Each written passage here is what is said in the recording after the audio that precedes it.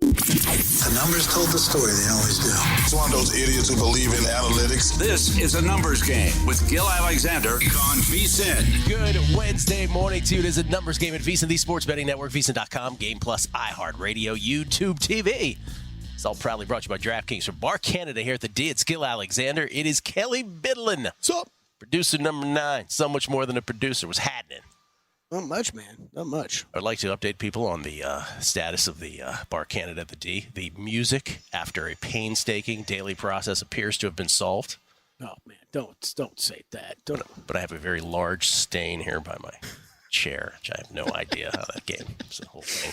I need a newspaper. I didn't want to figure out if it was liquefied at all or anything. I don't want to know what that is. I believe it's hardened at this point, Gil. But luckily we have Sean McCollum, who always has newspaper on hand because that's right. Still keeping the newspaper business thriving. Great, single-handedly. And I made a joke about Big Daddy, right? Where was the Adam Sandler movie? Right, he lays newspaper over spills. I was like, if only we had a newspaper. And I was like, oh, yeah, Sean, give me a section of the newspaper. So you're good to go, man. Stop complaining. No, we removed the newspaper, so we're not really sure if we're good to go. On the show today, JVT, our senior NBA analyst, and, of course, the co-host of VSiN Primetime to talk NBA playoffs with us.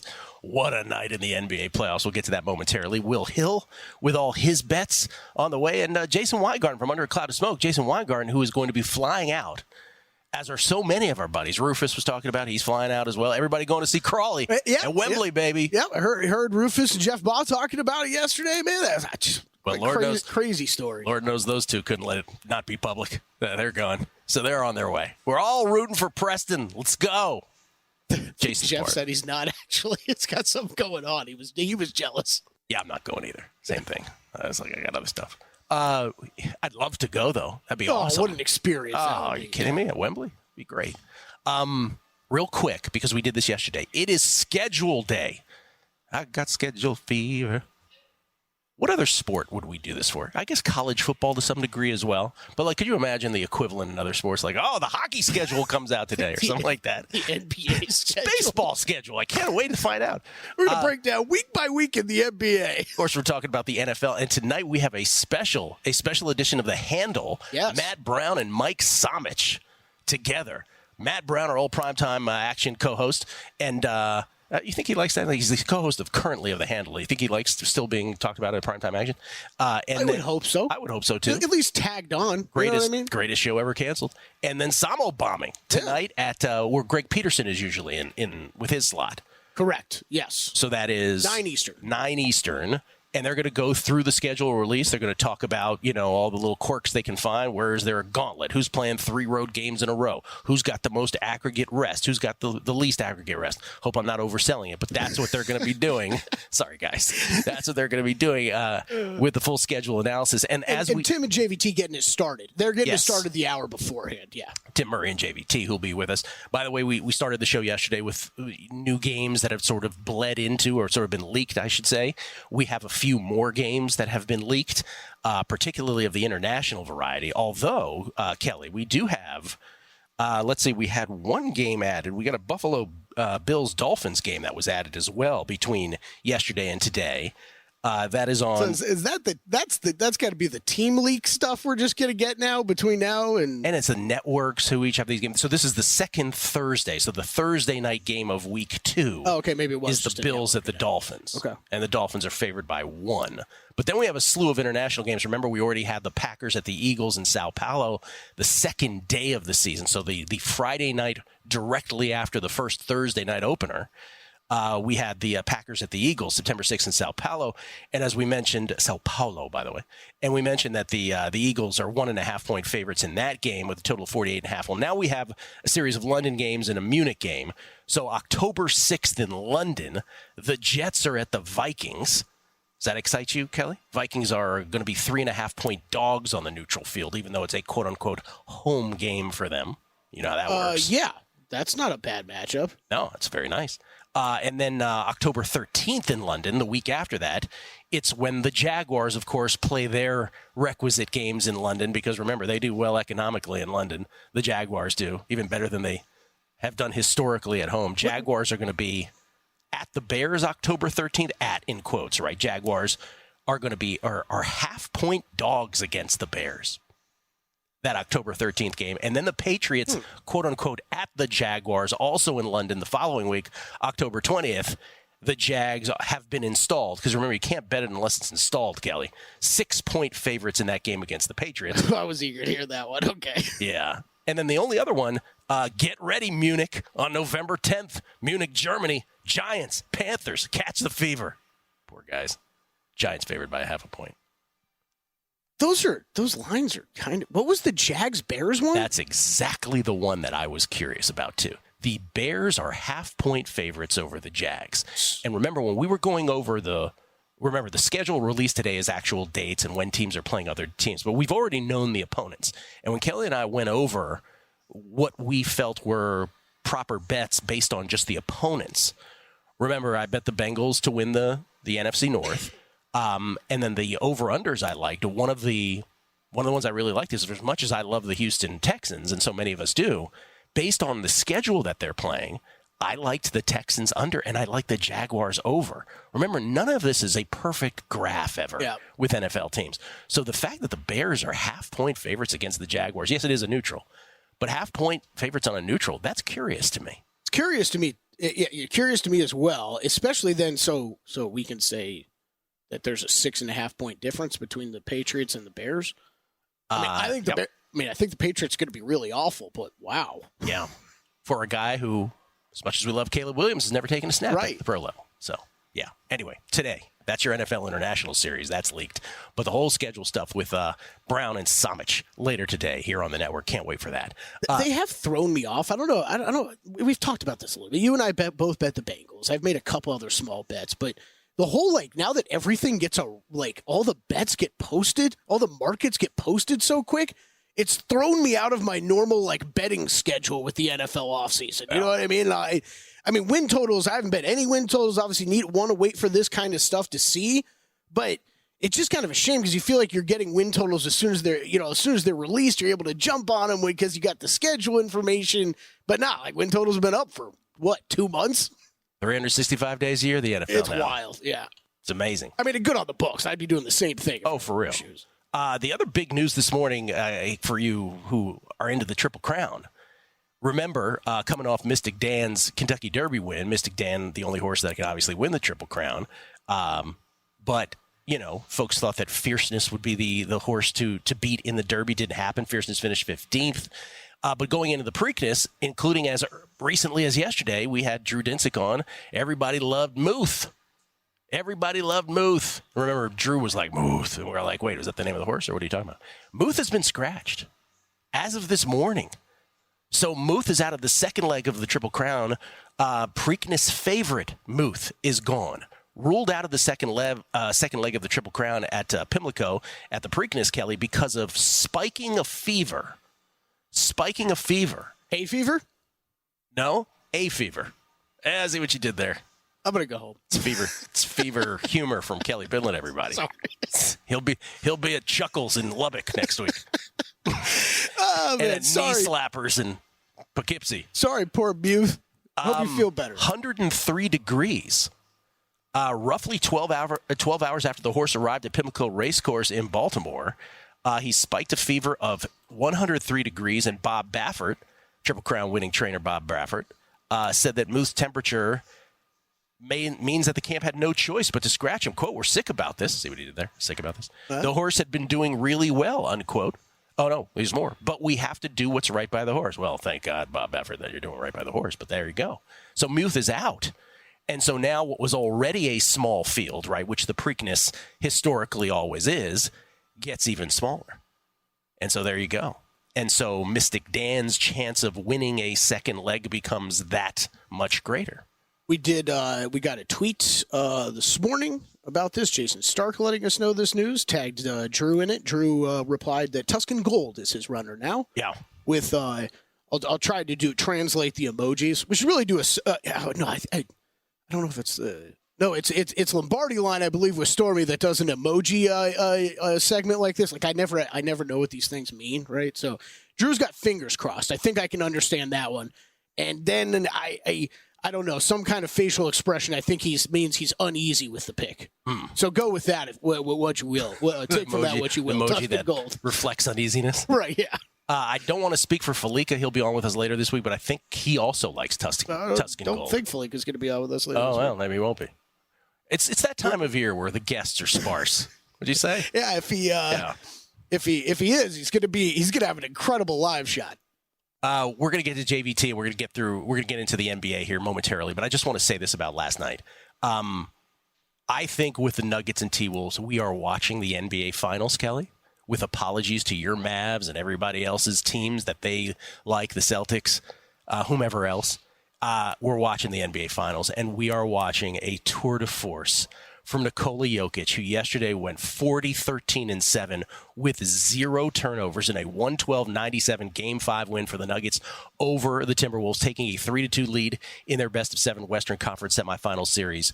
The real amazing part of this game, in case you missed it, Jokic matched up with Rudy Gobert. Rudy Gobert, who, when they play the Nuggets, he's never really on Jokic. He was last night, and Jokic made it a point to embarrass him, just to absolutely take him to the woodshed. Gobert faced him straight up 10 times last night. Jokic, 8 of 9 from the field, including just shots one after the other. One better than the previous, where you're like, oh my God. Like, it's just incredible. Stat line is ridiculous. You think any of these Gobert voters for Defensive Player of the Year are going to do a mea culpa? Any of them? No. Of course not. Also, it's Jokic, though. I don't want to defend Gobert, but he's amazing. DPOY can't hold you less than 8 for 9. We'll talk to JVT about it next.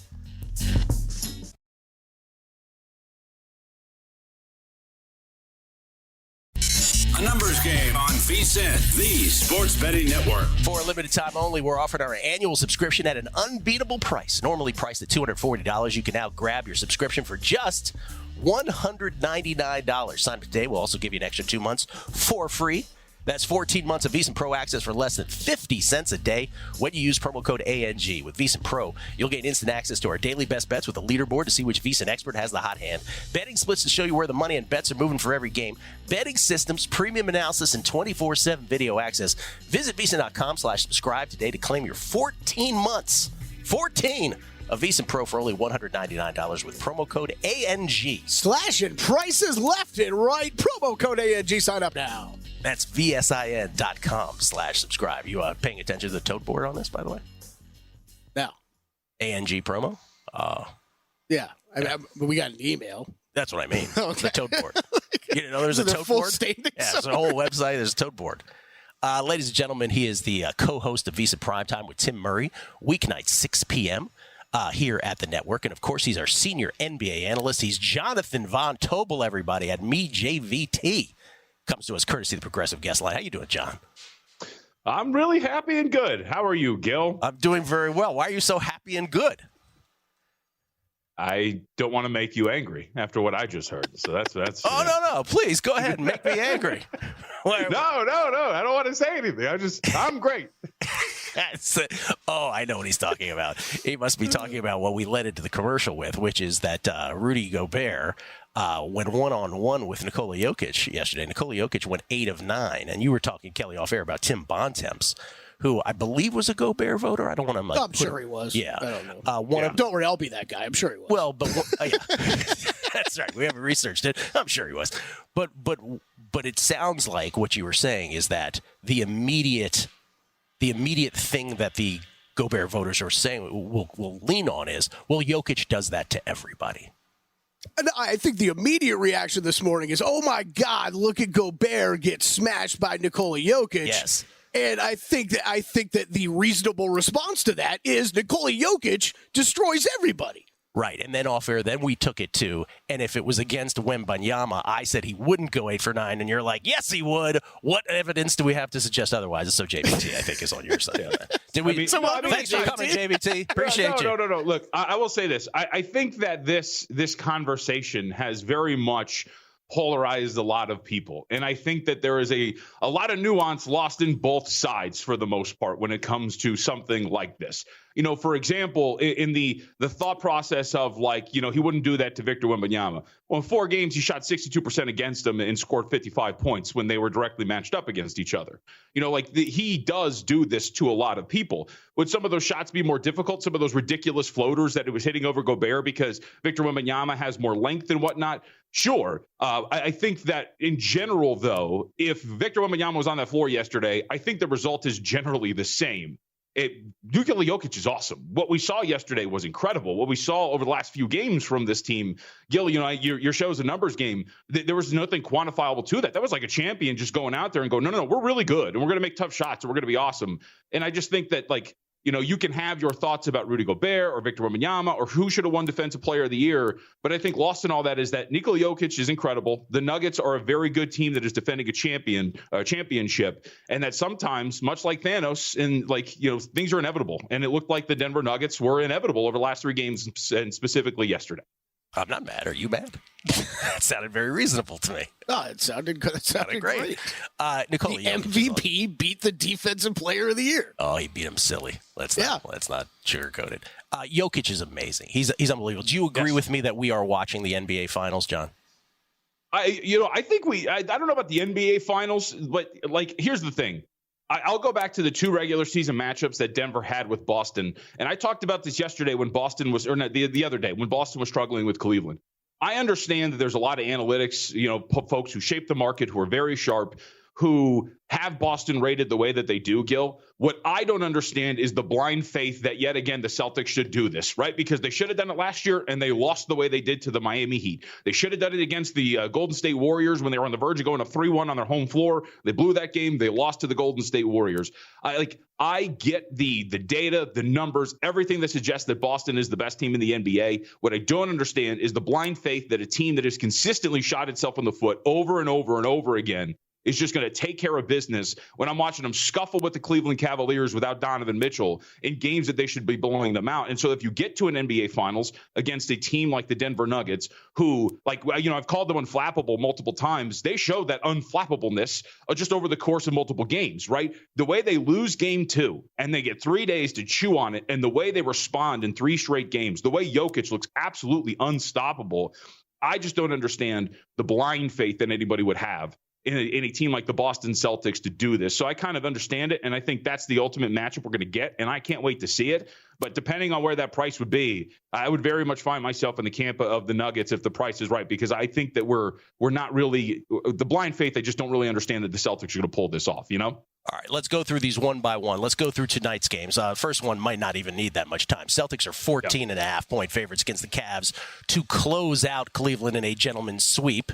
I assume you think they will close them out, but would you touch this number?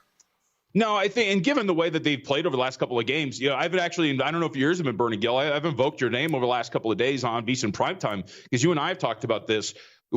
Dude, the way this market reacts in game, I don't know why some of the times you bet some of these numbers, you know, before the game starts. You know, for example, the other night against Cleveland, it didn't get there. But Gill, they got off to an 8-2 start. Cleveland, the Celtics went from 12.5 pre-flop favorite to just 8 within 60 seconds of game time. That's so, like, you know, that quickly. Yeah, we were. Apparently, I need to be watching closer. Wow. Right. Yeah. Like it was crazy. So, you know, if you just look at something like that, and especially such a big number, if the Cavs come out and hit like 2 threes, they go up 6-0, 8-2, whatever it is, you're going to get a cheaper number. And I think it's a much better way to handle a big favorite like this. That is one flexible algorithm that it would change that quickly early in a game. Wow. Yeah. All right, so then we have a Game 5 tonight. This series knotted up at 2 apiece between the Thunder and the Mavericks.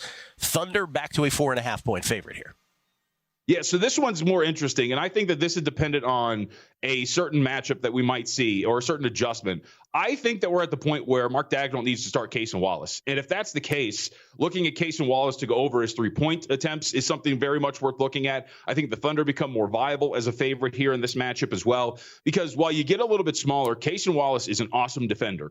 And what happens is now all of a sudden you can stay home. You don't have to play off guys like P.J. Washington, who's absolutely murdered you here over the last 2.5 games. Now all of a sudden you as a defensive team, you've been very good. You become even better because you trust your one-on-one matchups. Wallace has been awesome on Irving. He can stay at home there. Your guys can stay at home, and guys like P.J. Washington can test bad shooters, and things become better for you. On top of that, Luka Doncic hasn't really been that great. So I think for me, I'm waiting for the starting lineups. And if you're going to get Casey Wallace out there, which I think you should, I think his props become viable to go over. And I think the Thunder become more viable as a favorite here in this matchup against the Dallas Mavericks. All right, tomorrow we only have one game, I believe, and that is the T-Wolves and the Nuggets, Game 6 back in Minnesota. Minnesota is a 2-point favorite. Do you think this gets back to Denver for a Game 7?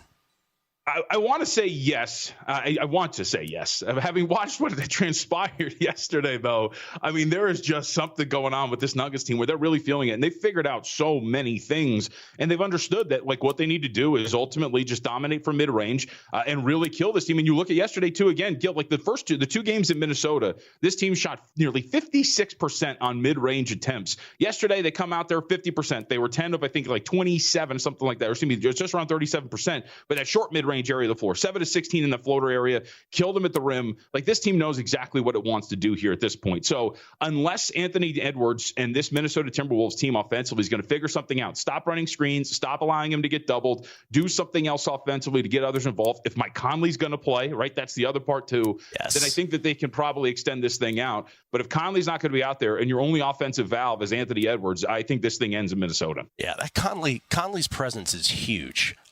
Fighting off some kind of Achilles injury. And thank you for invoking my name, by the way. Now I feel terrible that I scared John off air. Okay.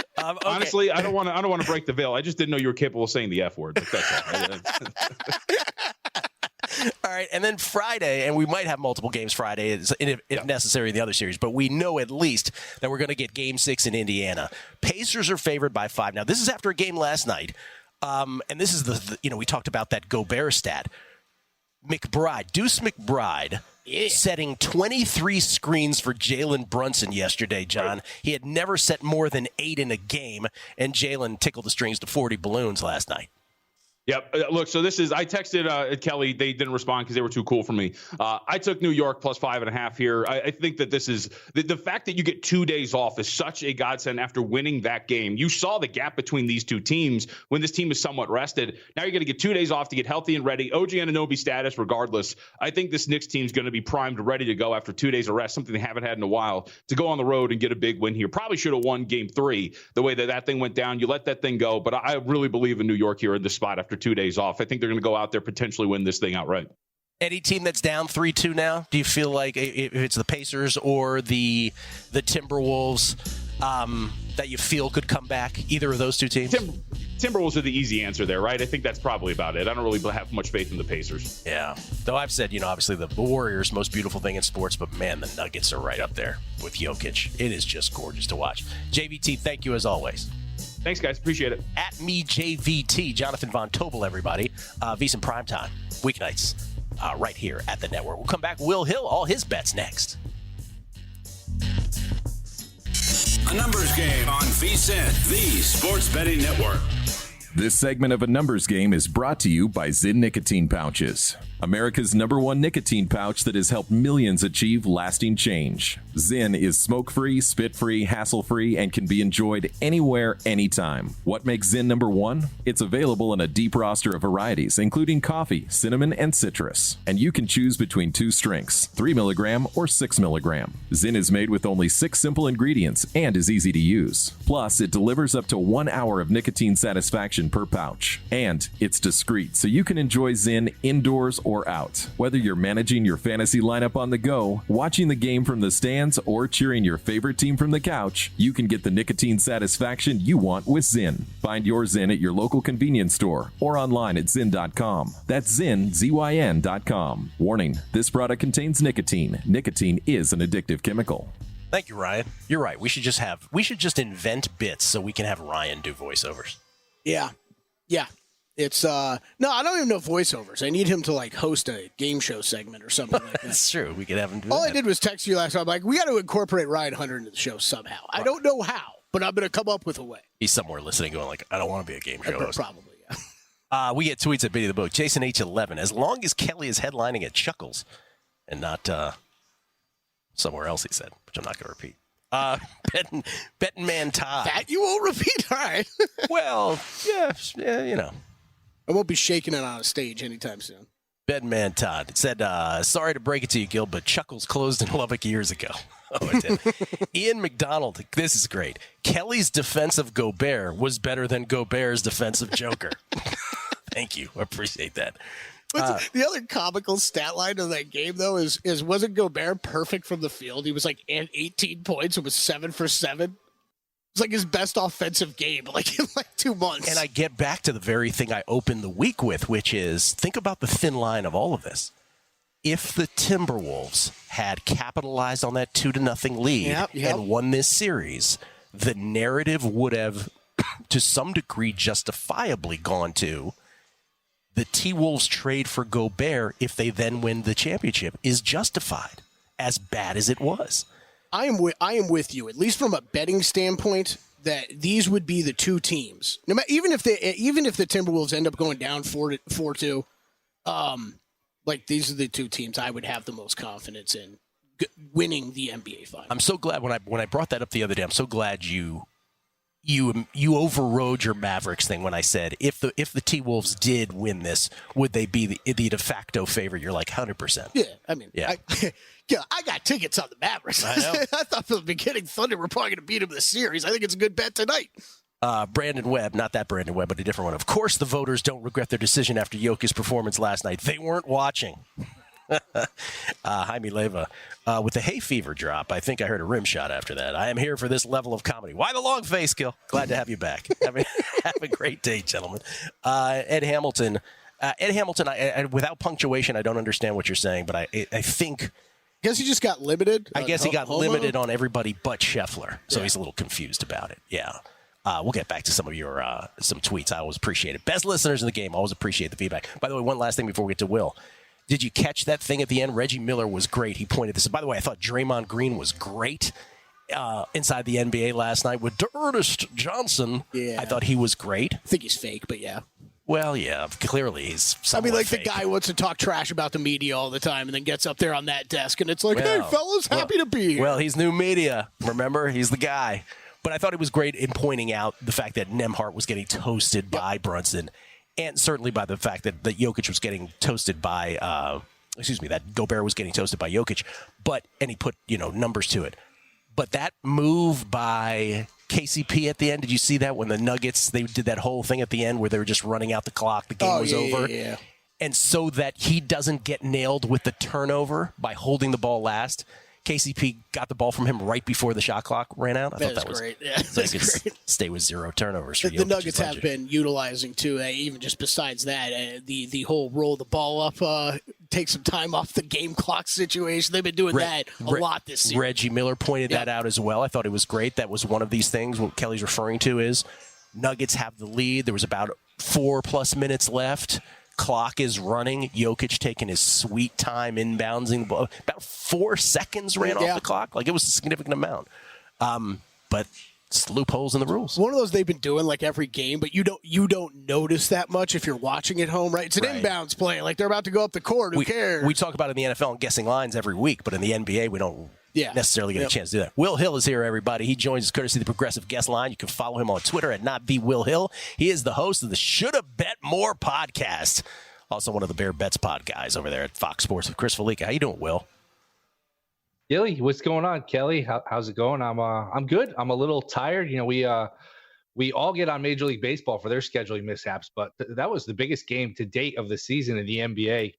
Game 5, Timberwolves Nuggets, to tip it off at 11:15. Not ideal if you're in the East Coast, but got through it. It's I am looking forward to the conference finals and the finals when you get a little bit more reasonable tip times. It's cool to have games on all the time, but it's tough when it's a game like you have to watch. You feel like you have to stay up for, but man, 10:45 tip off is a tough one. All right, can I ask an ignorant question? Was that partially because of the Indiana Fever having their debut in the WNBA?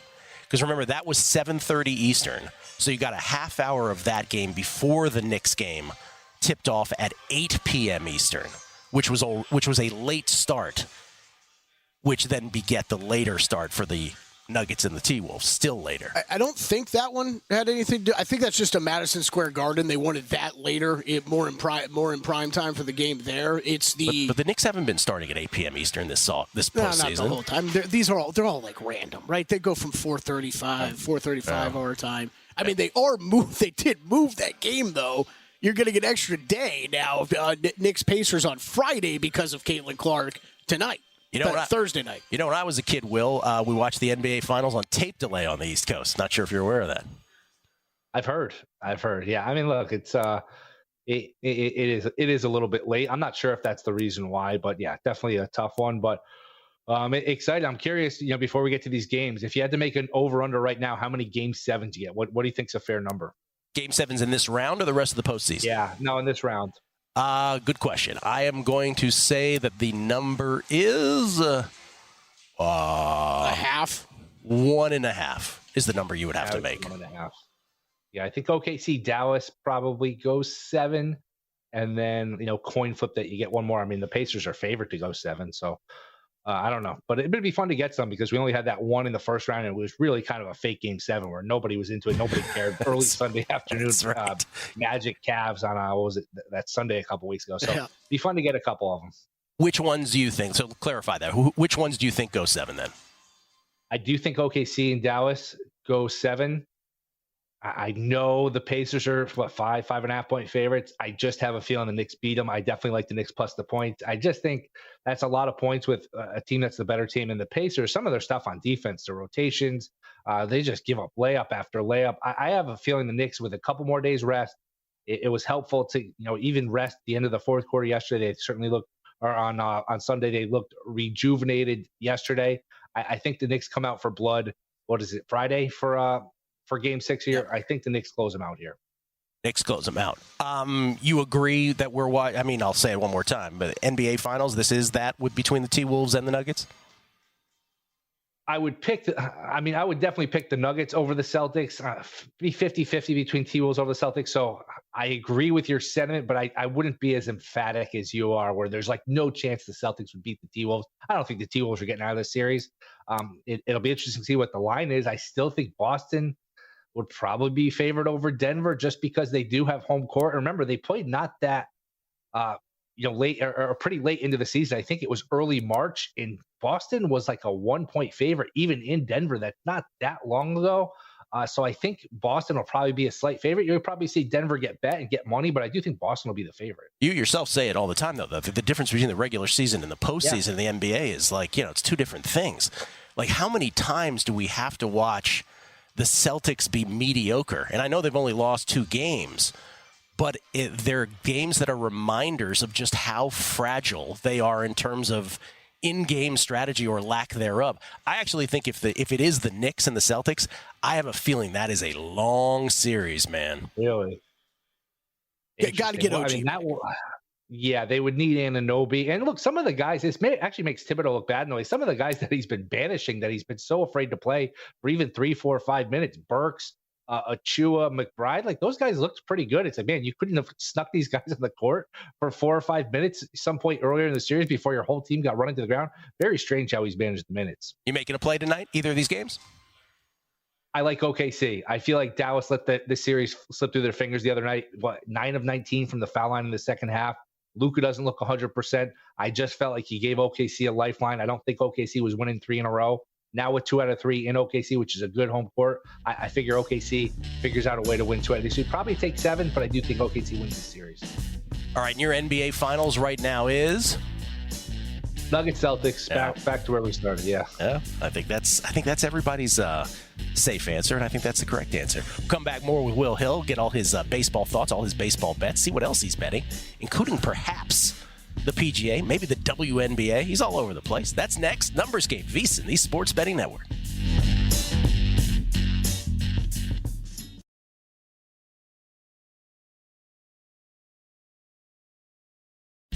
A numbers game on VSiN, the sports betting network. The NBA playoffs are heating up, and so is the action at DraftKings Sportsbook, an official sports betting partner of the NBA. New customers bet $5 to get $150 in bonus bets instantly. Download the DraftKings Sportsbook app now and use code VSiN. That's VSIN. Only on DraftKings. The crown is yours. For those who missed it, I'm sure Steve Fezzik didn't miss it, by the way. Because Steve Fezzik is a movie buff, and specifically a Fast Times at Ridgemont High movie buff. But as Jason was leaving us this last segment, he threw out, I don't think he quoted Spicoli perfectly. Yeah, close enough. But close enough. Was this, and so it was the surfer's dream, for those who are familiar with the movie Fast Times at Ridgemont High. Jeff Spicoli had a dream at some point, which featured Stu Nahan, right, like, and girls, where he... was big competition. He's having a dream. Having a dream. He won some surf competition, right? It was the same one where he's like, all I need are some tasty waves. Cool. No, this is it's a way of looking at that wave and say, hey, let's party, bro. But he says in that interview, in the dream interview, he says, me and Mick are going to wing on over to London and jam with the Stones. And so that's what Jason was referencing. He said on the way out, I was like, what's that from again? That was like, a good line. I don't remember what it was. We get texts, we get tweets. Speaking of texts, we did get one from Steve Fezzik earlier. There's no birthday party in here. Steve, that movie's so good. I haven't seen it in so long. Steve Fezzik. Gobert started the COVID epidemic. I blame him for all the world's problems. That's from Steve Fezzik. Michael Montesano. We will all now hear from the apologists for Gobert and excuses for him, LOL. But it's Joker he's guarding, LOL. Oh, yeah, you missed that part of the show, Mike. That was earlier. Lou Finicaro. Sweet Lou, Gamblu. Scotty Scheffler, round one, score 69.5, over plus 110. Lou said he took a big Italian bite of it. You like that? Over 69.5. Do I like it? Yeah. First round, haven't dug in exactly into weather yet. I haven't done my first round leader bets yet. So, I mean, I don't know. It's hard for me to say over on anything, Scotty. But Lou, I hope you win your bet. Phil Weiss, we get tweets at Beat of the Book. Phil Weiss, if JVT had as much on Wemby DPOY as we did, he would have been crying like a 2-year-old. That's the always lovely Phil Weiss. Just to follow VSiN. Oh, he's talking about Will Hill, and on my comment about his name of his podcast. Just to follow VSiN said, perhaps I'd have more in my account based on the results had I increased the amount of my wager on previous action. That was the original name, and then we switched to should have bet more. Yeah. Brian Schaefer. Yes, you did, Brian. What a terrible podcast that would be. You missed the whole joke earlier. That's right. No, I know. I got it earlier. Oh, all right. Brian Schaefer. Gill, I predicted the Phillies. Yes, you did, Brian Schaefer. He said, Gill, I predicted the Phillies to have most wins in the months of March, April. Now, here is my May prediction. Well, you don't get to make the May prediction on May 15th. That's not how this works.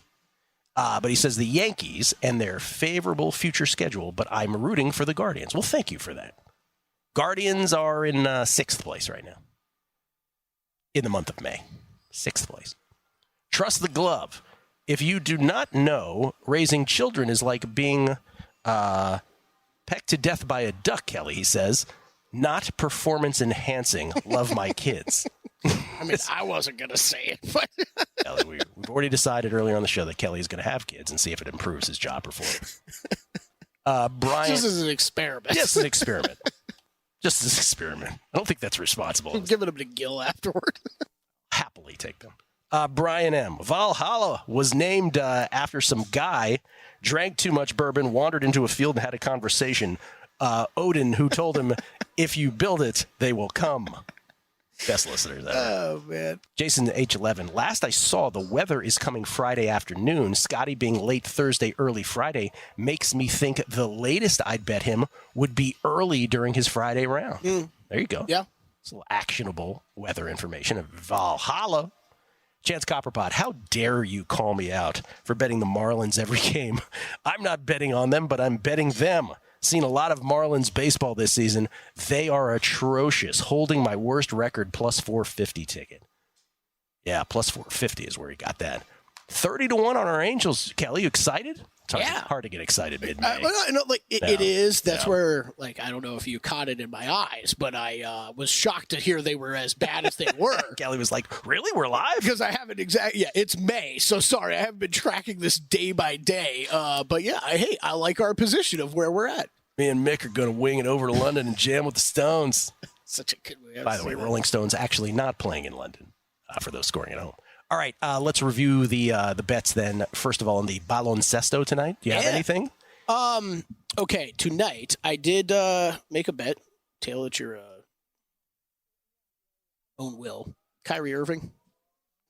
Oh, can we talk about Kyrie for a second? Yeah, we can. Gill. What happened? Yeah. I mean, okay, at the beginning of the series, you would have said, okay, he's molded in well into the facilitator role. This is going to work. And at times it's looked like that, but what a mature chapter of his career kind of thing. Exactly. But now, when you're staring at 2-2, going back to Oklahoma City, and Game 4, we're all wondering where's Kyrie? And Luka's not 100%. He's dealing with 7 different injuries. Yeah. I understand he's still going to be extremely ball dominant. That's going to happen. I find it hard to believe that one of these last couple games, Kyrie Irving is going to go, the Mavs are going to go down without Kyrie Irving trying to put up a bunch of shots. So I played 25 plus. You're getting almost 2-1 on that right now, which is kind of silly for just, Kyrie Irving point props. So I played that small tonight, nothing big. If I did not have Mavericks, I'll just be rooting on my Mavericks. I keep saying that. Said it before the series. I thought there was a little value on the Thunder. I think there's value almost game to game on the Thunder. I think if you're looking to bet the Thunder, bet it now. I wouldn't be surprised at all if this gets out to 5 tonight. The way we've seen Thunder money come in late these past couple games, I'm thinking it's going to hit 5. So that's what I would say in that one. And then I've got Celtics in 5. So I just hope they take care of business. By the way, as you were speaking, the Celtics line, people cannot stop betting the Celtics. Went from 15.5 to 16 back to 15.5 while you were speaking. So what was that? Was it yesterday on the air where we were like, whoa, 15.5? So that came down a bit. It was 14.5 this morning. About 30 minutes ago, Donovan Mitchell got downgraded to doubtful, which I don't know that should be that big of a surprise, but we went from 14.5 back up to 15.5 in that game now. Probably more notably, I don't know if everybody caught this, Karis LeVert questionable for this game tonight too. So, in addition. The Celtics have had, and I know Samich says the Porzingis is hurt, but the Celtics have caught every possible break. It's incredible. Yeah. We've been saying all year, the East was not nearly as strong as the West, but, what? Even if the Knicks advance, you're talking about this is not the Knicks squad some of us were excited about, and it's not fair to judge them like they were because they're not the same team. We will never know what a Butler Heat team could have done to the Celtics. Giannis. They won one game without him. And I have this, and there's no way I can prove this, but this Cavaliers team, I have a feeling they would have won at least another game, if not 2. I think people were way underestimating just how much Donovan Mitchell could mess with the Celtics. There was a large chunk of the season. Yeah. This is where I know a lot of people don't check in the NBA basically until we hit the playoffs. I get it. Yeah. There was a large chunk of the regular season where the Cleveland Cavaliers were a top 5 offensive and defensive team and one of the better teams in the Eastern Conference. So, repeat again. So, you're over Kyrie points? I'm over Kyrie points. That's all I played tonight. I would lean Thunder side, though. Cavs, Celtics. I don't know what to tell you. Under or nothing probably, but I wouldn't be touching them. This is tomorrow night, but do you think the Nuggets and T-Wolves extends to 7? I think the Nuggets take care of business. I think what JVT said was right, which is you want to say 7, but the Nuggets are on some stuff right now. Where the Knicks were on something earlier, the Nuggets feel like that right now. And I'll go. It's 3 games in a row. 3 games in a row. They're shooting over 50% from the field. The shot making has just been incredible. And I'm not saying it's Nikola Jokic. It's Jamal Murray. There are great players on this team. So much like we talk about 3-point shooting percentages and how those can be extremely volatile, and we see those come down or go up. Nikola Jokic, what you saw last night was incredible. It's Nikola Jokic, though. I'm not going to put it past the guy to be able to put up those types of games. I would love to see this go 7. I don't know what to think, though. I did bet. The only other thing I bet was I bet under immediately last night in Knicks Pacers, Game 6. The whole Game 6, Game 6, Game 7. What number did you get? I bet at 217.5. No, 217? 217.5. 216 right now. Open 218.5. So under money coming in quick. If you want to get on that, I'd get it on that quick. Under, and I would lean with those guys on the Knicks, but I still have a little Knicks series exposure, so I'm just going to let that roll. I'm not running. All right, long shots on in 5 minutes. That's right. Long shots I coming got up. to change into my clothes from yesterday and run over a circuit real quick. It's about to do it. Kelley, Wes, and Matt going to do that. I'm on Taylor Fritz in tennis coming up a little later. Kelley and the guys will tell you all about their golf plays again for Valhalla coming up here in 5 minutes. And then tonight, don't forget once again our schedule special tonight. NFL schedule release day. Both VSiN prime time and, of course, special edition of The Handle. Wow, Matt Brown doing double duty. It's working a lot. Better be getting overtime. Overtime. We're going to London, hang out with the Stones. Done all we can do. Gojo and Golick are next. Kelley's going to sprint. Go! Best bets.